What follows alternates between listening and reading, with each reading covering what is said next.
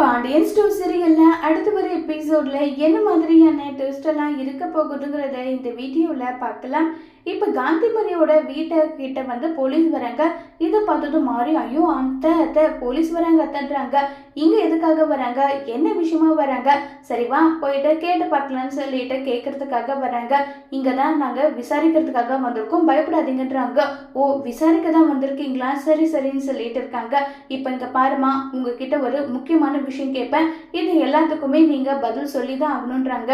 ஆமா, பக்கத்து வீட்டுல இருக்காங்கல்ல கோமதி, அவங்க எப்படிப்பட்டவங்க என்ன ஏதுன்னு நல்லா சொல்லி கேட்குறாங்க.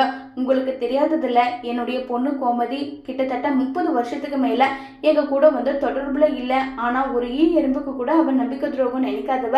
அவன் மேல இப்படி வரதட்சணை கொடுமை கேட்டு கேஸ் போட்டுக்கிறது, இது எல்லாம் நினைக்கும் போது மனசுக்கு அவ்வளோ வருத்தமா இருக்கு. என் பொண்ணு அப்படி பண்றவக்காடி அது நல்லா சொல்லிட்டு இருக்காங்க.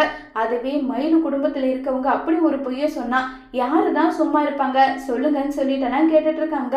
இதை கேட்டதுமே வந்து சரிம்மா, நான் வந்து இன்னும் இருக்கிறத எல்லாருக்கிட்டையும் விசாரிச்சுட்டு அதுக்கப்புறம் என்ன பதில் சொல்லணுமோ அதை நான் சொல்லிக்கிறேன்னு சொல்லிட்டு பாண்டியன் வீட்டு பக்கத்துல இருக்கவங்க ஒருத்தர் இல்லாம எல்லாருக்கிட்டையுமே விசாரிச்சுட்டு இருக்காங்க.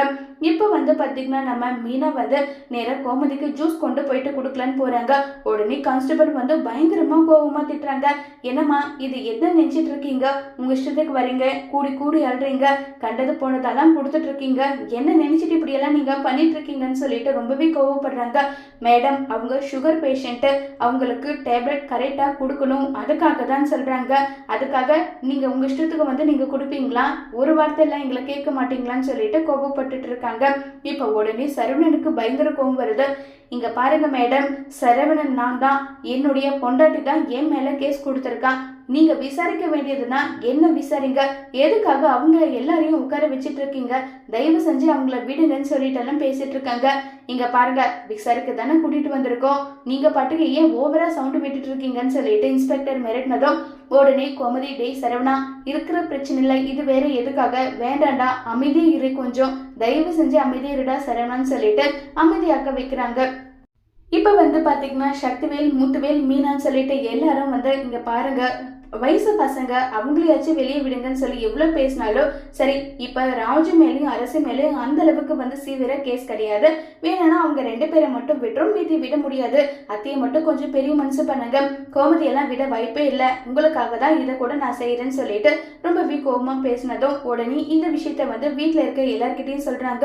உடனே ராஜி அழுறாங்க. அத்தை உன்னை விட்டுட்டு எப்படி எத்தனை நான் போறதுன்றாங்க. அதுதான் என்னுடைய புருஷன், பிள்ளைங்க எல்லாம் இருக்காங்கல்ல, நான் பாத்துக்கிறேன், நீங்க கிளம்பி போங்கம்மா, கையெழுத்து போட்டுட்டு போங்கம்மான்னு சொல்லிட்டு இருக்காங்க. இப்போ உடனே அழுதுகிட்டே வந்து கையெழுத்தும் ராஜையும் போடுறாங்க, அரசியும் போட்டுட்டு இருக்காங்க. பாண்டியன் கிட்ட போயிட்டு அரசி ஃபீல் பண்ணி கதறி அழுதுட்டு இருக்காங்க. இந்த மொத்த குடும்பத்தையுமே எப்படி வந்து நம்ம மீனா எல்லாரும் போராடி வெளியே எடுக்க போறாங்கிறத வரப்போற எபிசோட்ல வெயிட் பண்ணி பார்க்கலாம். தேங்க்யூ.